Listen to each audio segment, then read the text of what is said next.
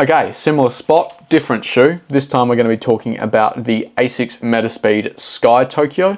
Going to be running you through my first impressions of this model, give you some quick comparisons to the Edge as well, and hopefully just give you a bit of an idea of what to expect when running in either of them, and hopefully let you know which one would be a safer bet to buy. We'll run through some specs, I'll chat about the session that I did, and then we'll go through some first impressions, how it was to run in, before we dive into what I think the differences are between these two models.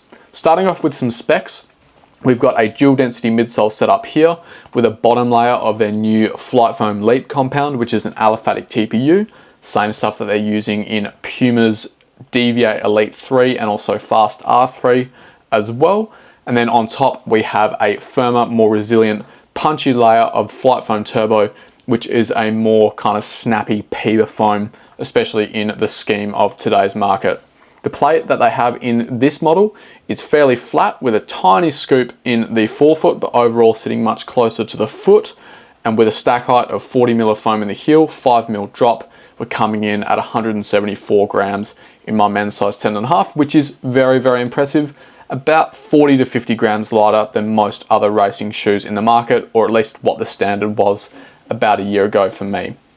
The Edge, on the other hand, giving a very quick comparison spec-wise, has the opposite construction, I say opposite in quotation marks, with a top layer of the Flight Foam Leap compared to the bottom in the Sky, and then having the more snappy, responsive foam in the heel section running underneath the plate, which is much more scooped. So starts high, traces down towards the ground, and then scoops back up.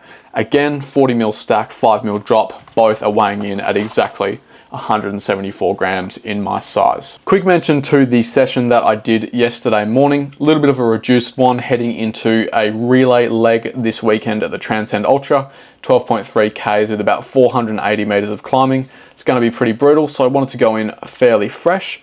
2x1K at threshold pace or half marathon pace, about 3:30 for me right now.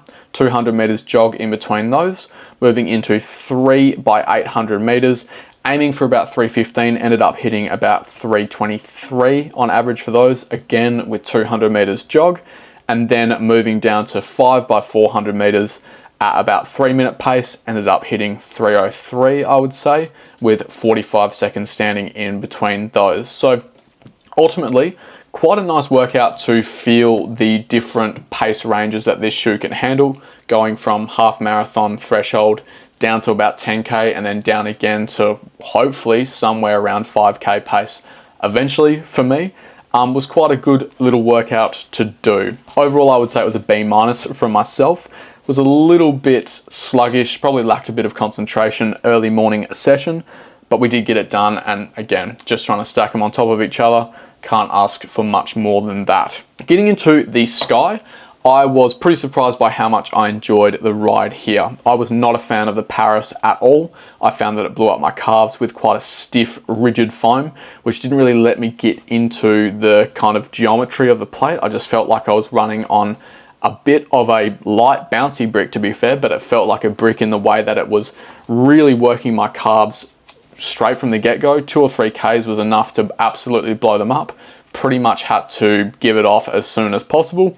Here though, with the Flight Foam Leap bottom layer, we get a lot more compression, a lot more of a kind of smooth, mellow feel, and I feel like it actually allows me to interact with the plate in the way which I want to be able to run a wider variety of paces and still feel pretty good. The foam is lovely. I really like the Flight Foam Leap. I think it is one of the better midsole foams out there on the market. I think aliphatic TPU, the way that I see it, has got to be one of the best foams moving forward. I would say it seems to be able to be tuned to be extremely light, but it does have this kind of resilient, I guess, continuous bounce, which doesn't seem to die out over the course of a session like some PIBA varieties do.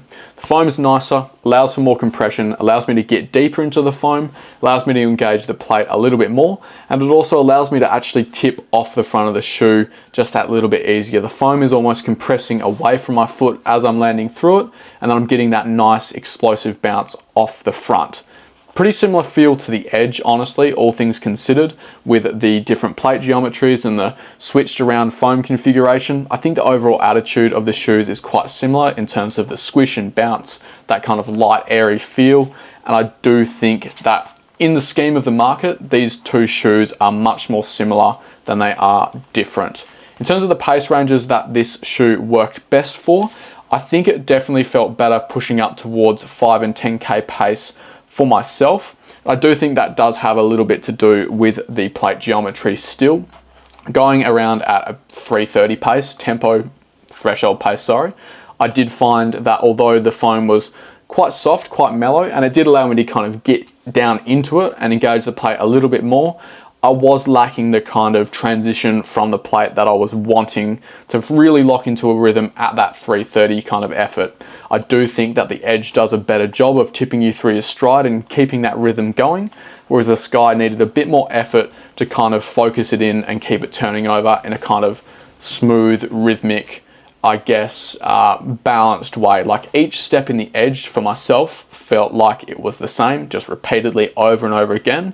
Whereas the Sky, I felt like I could hit it in a couple of different ways and it would get a different result each time. So the Edge for me, much more rhythmic.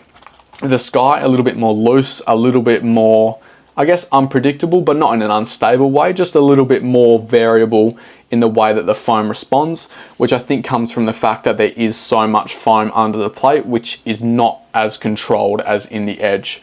In the Edge, you can't really compress any part of the foam without interacting with the plate eventually. So if you were to smash into the foam part, the harder foam part in the heel, you're going to catch up with the plate and then you're going to interact with the softer foam and then you're going to be tipped through, leave it off the front of the shoe. Whereas here, there's a pretty long period of compression that you can get, and where you start on that journey, I think does impact the kind of response that you get back out of it. 330 pace felt okay, didn't feel dreadful, still felt better than a fair few racing shoes out there just on merit of being super light and just having a really nice foam in it. But I do think it felt much better, much more useful, much more on par with the Edge once we got up to 5 and 10K pace. Although the Edge is still turning over really quickly at that pace and felt fantastic getting up into 5K pace, 3K pace, I do think the Sky felt a little bit more, I guess, suited in that area because of its more radical bounce. This felt quick in terms of keeping me on track, keeping the legs turning over. This felt quick in a more explosive, fun kind of way. Although I think matched up, I do think they're going to be performing pretty similarly at the same weight with a similar foam setup.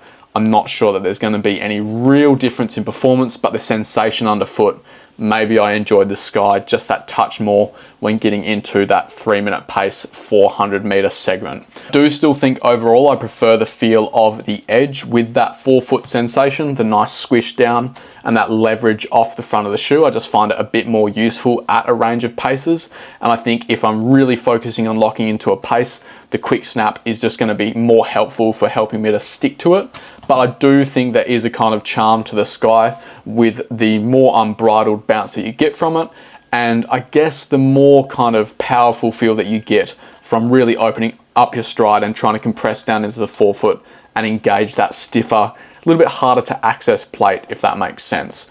I'm not sure that I would say that this is made for elite runners. I just think it's for people who don't mind having to do a little bit more work on their super shoe in order to get it to kind of sit in their stride the way that they want. I don't see any reason why an elite wouldn't want a shoe which is more rhythmic, more snappy, gives you more leverage off the front of the shoe.